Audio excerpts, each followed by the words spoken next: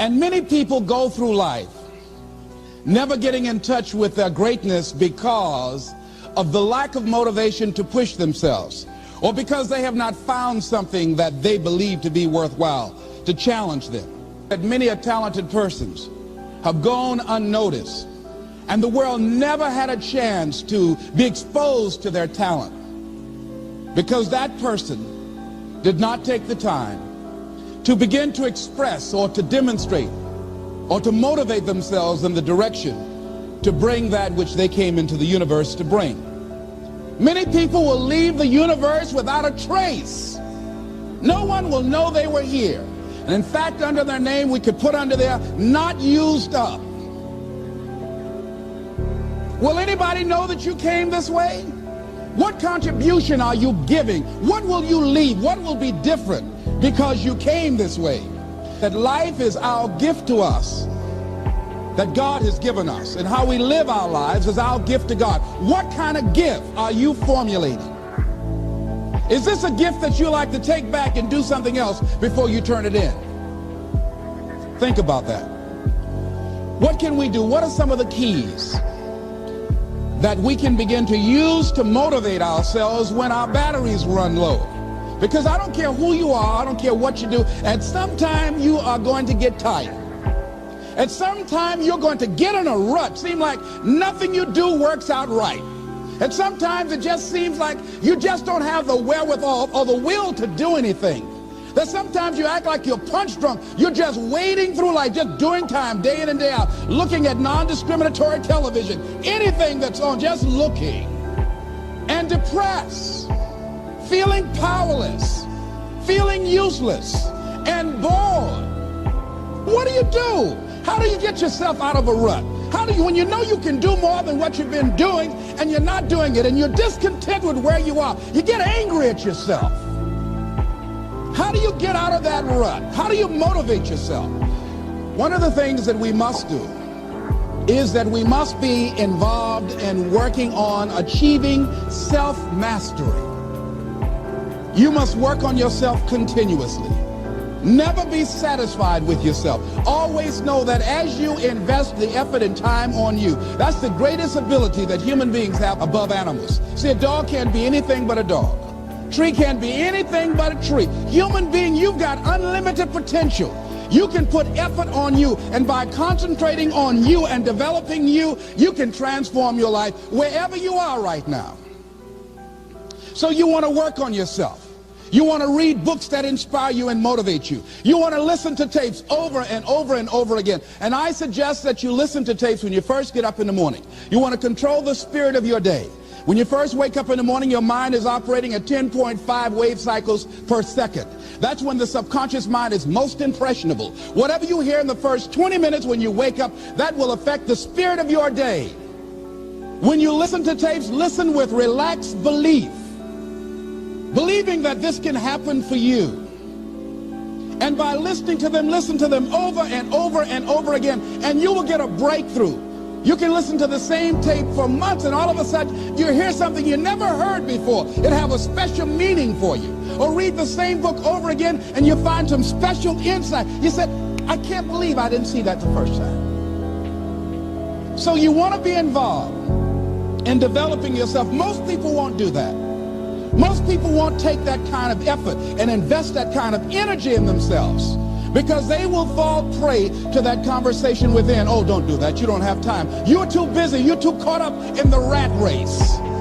Most people won't do that. Well, they won't take time to go to lectures. They won't take time to go to seminars. They won't take time to go to classes to improve themselves. And as you continue to work on yourself, you will begin to expand your vision of yourself. You'll begin to work towards self-mastery. And you will begin to see it reflect itself in all the dimensions of your life, your mental life, your physical life, your social life, in your relationships, your monetary life. So concentrate on developing yourself. Because if you don't, I guarantee you that you will make a settlement. And most people have. And most of us already have. What kind of settlement have you made with your life? Many of us are making in-life settlement. We're settling for less than what we actually deserve. We don't feel good about it, but we make it work in our minds. We'll come up with some kind of excuse to make it all right. What kind of settlement have you made with your life?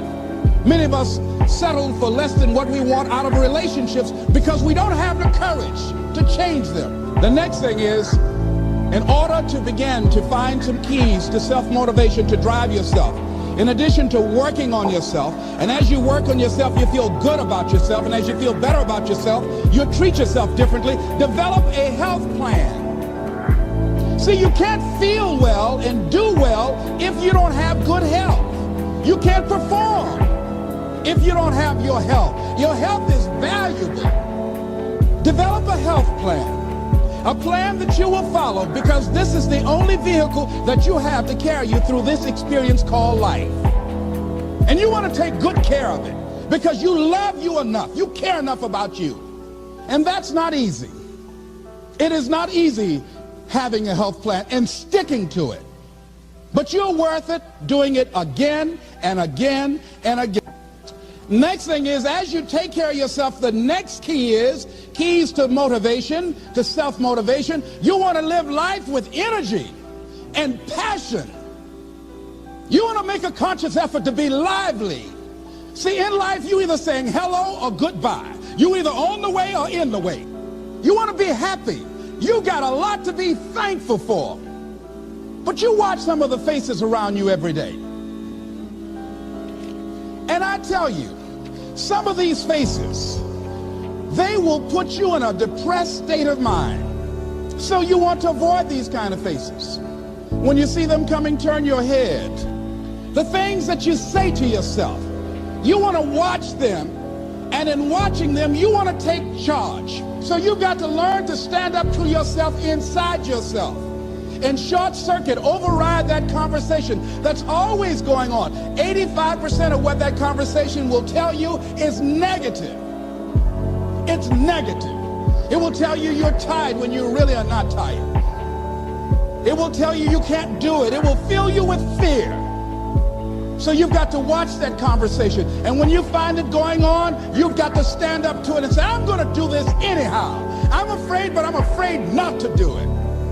And I'm not going to let you stop me. The biggest challenge that you will have in life is you. There's an old African proverb that says, if there's no enemy within, the enemy outside can do us no harm. The next thing that is a key to self-motivation is that you've got to ask yourself, what do I want out of life? What do you want out of life? What do you want out of a job? What do you want out of a career? What do you want out of a relationship?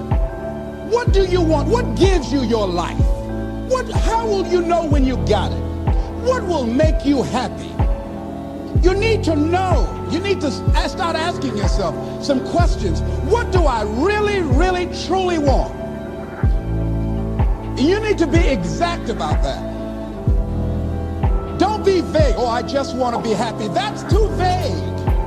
What will make you happy? How will you know when you got it? Zero in on it. Be exact. Be specific. And as you do that, that will stimulate that superconscious mind, or the reticular activating system of your mind, that will begin to find those things, to identify with it. And once you begin to determine that which you want, take the time to write it down. Don't just think about it. Write it down. That is a subjective process that engages the subconscious mind. Write it down. Once you write it down, read it 3 times a day, morning, noon, and night. Why is that important? Because what it will do, it will cause you to focus.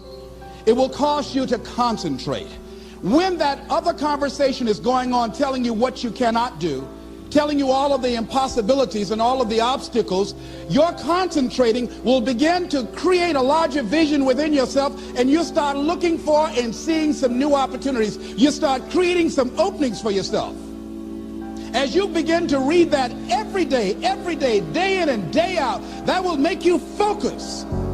That will discipline your thinking. And you'll get all kind of creative ideas. As I talk to you right now, being involved in this immersion process, you're going to create some openings for yourself. You're going to get some ideas. You're going to feel your adrenaline flowing, and you're going to think about something, some idea you had. You say, I want to go back and I'm going to look at that again from a different vantage point, not from the level of the problem or the obstacles that I encountered, but from a higher vantage point.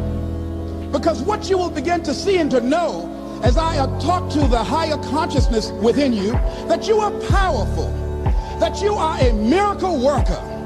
And that inner conversation has conditioned you to believe that you are not.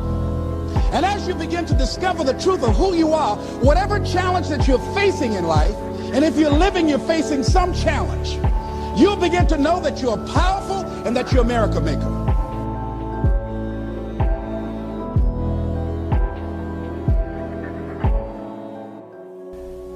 Let's look at how we can begin to keep our commitments. Remembering what Dr. Robert Anthony said about results. When you keep your commitments, you're able to produce some different kinds of results in your life.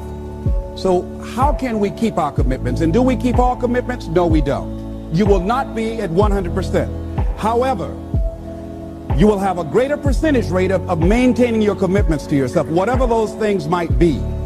If it's going into business, if it's changing a habit that you know that works against you, if it's overcoming self-destructive behavior, if it's retraining your thinking, if it's reinventing yourself, if it's trying to begin to design your relationship differently, all of us have the possibility, by focusing and really harnessing our attention and concentrating on it, we really have available to us the power to honor our commitments in those particular areas. So number one, make it priority. See, no one would go get on an airplane if you thought your chances of getting there to your destination were as good as your luggage. Am I correct? See, and I say the reason that you will reach your destination more times than your luggage will is because the airline, and I'm glad that they do, has made it a priority to move the human beings from one point to the other safely. Not send you off to Boston or someplace with your luggage. So I'm not really upset when my luggage doesn't show up. I'm glad they delivered me,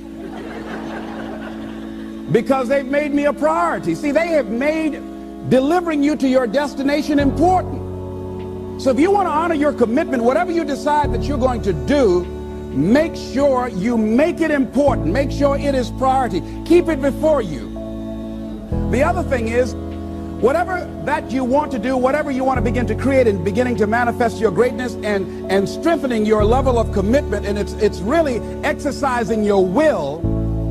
Find something that you want to do on your goal, one action step, but make sure it stretches you, that it challenges you, but it's doable, that you can do it.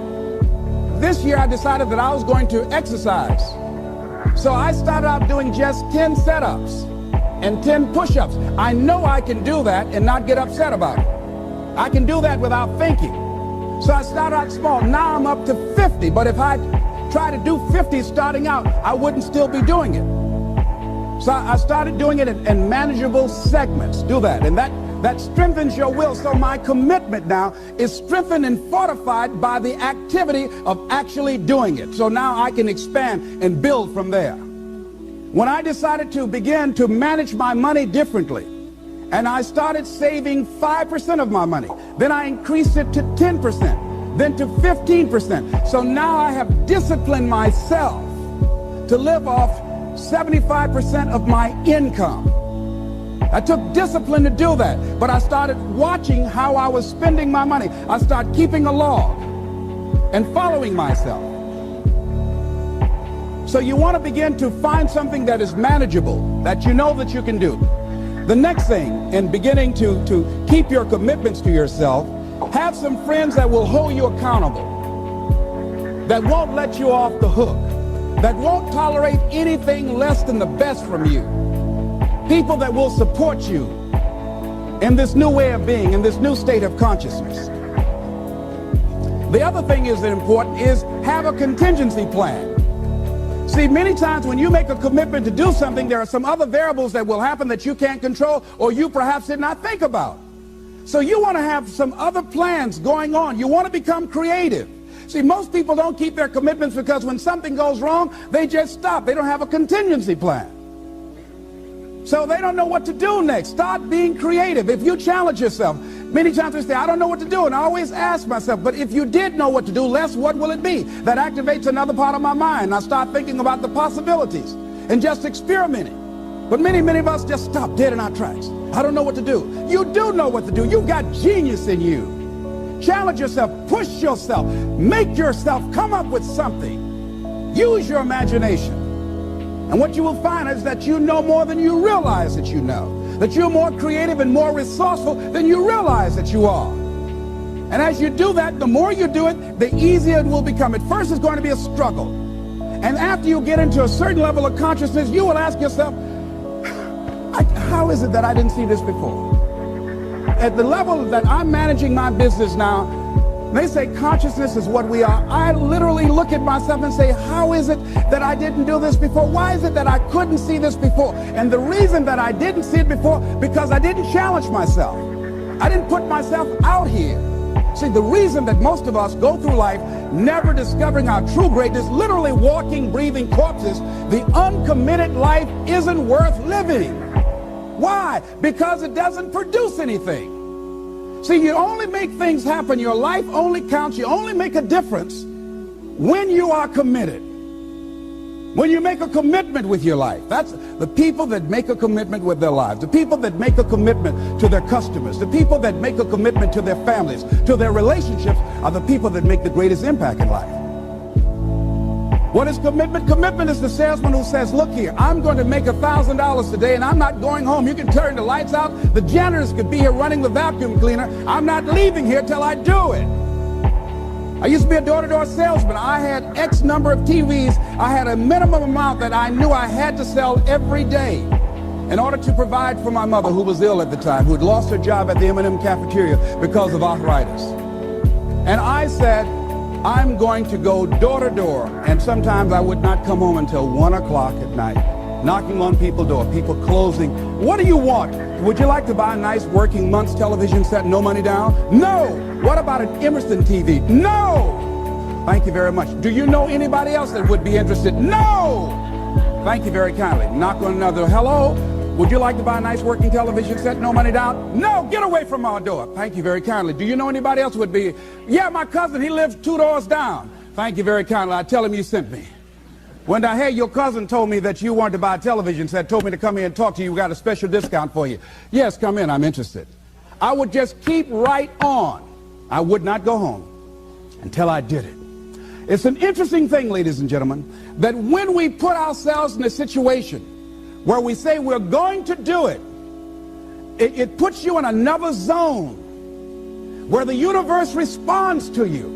When you have that kind of consciousness, see, the universe responds to the man or woman that refuses to be denied, because that is your commitment. That business that you want, that book you want to write, that dream that you have of controlling your destiny, that is yours. That power to create that and to manifest that is yours. That's available to you. But you've got to be willing to stand there and face disappointment, not have support, feel lonely, doubt yourself sometimes, be rejected again and again and again, become bankrupt if necessary, again and again and again, and refuse to turn around until life gives it up. Nothing can resist a person that has that kind of commitment. The people that have made a difference on the planet. When a John F. Kennedy said, we will go to the moon in the next decade, he spoke it. That was a commitment, and people shared that vision. People bought into that. We've had all kind of examples in history where people have made declarations, who have committed their lives to bring about a difference. There are people who are taking a stand today against hunger. I guarantee you it will be a part of our past at some point in time. Someone took a stand against polio. It no longer plagues us as it once did, because someone said, it is my commitment to eradicate it from the face of the earth. Someone made the commitment. The reason that we're here and enjoying the democracy that we have, someone made a commitment that whatever is required, If it means that I die, I remember Paul Robeson, here I stand, for I can do no other. And that's how you must be. Commitment means standing up for your life. It means honoring yourself. It means beginning to say and to see and recognize your alignment and oneness with the universe, and that you are a channel for life to express through. And we short-circuit it with anger. We short-circuit it with fear. We short-circuit it with envy. We short-circuit it by being lazy or apathetic or giving up easily. Why? We say, oh, it's too hard, it's too hard. We don't challenge our spirit. Ladies and gentlemen, there's nothing as powerful as the human spirit. You can't destroy it. You can pervert it. This is Mrs. Mamie Brown's baby boy, Leslie Calvin Brown, saying, it's been a plum-pleasing pleasure as well as a privilege. Thank you all. Here.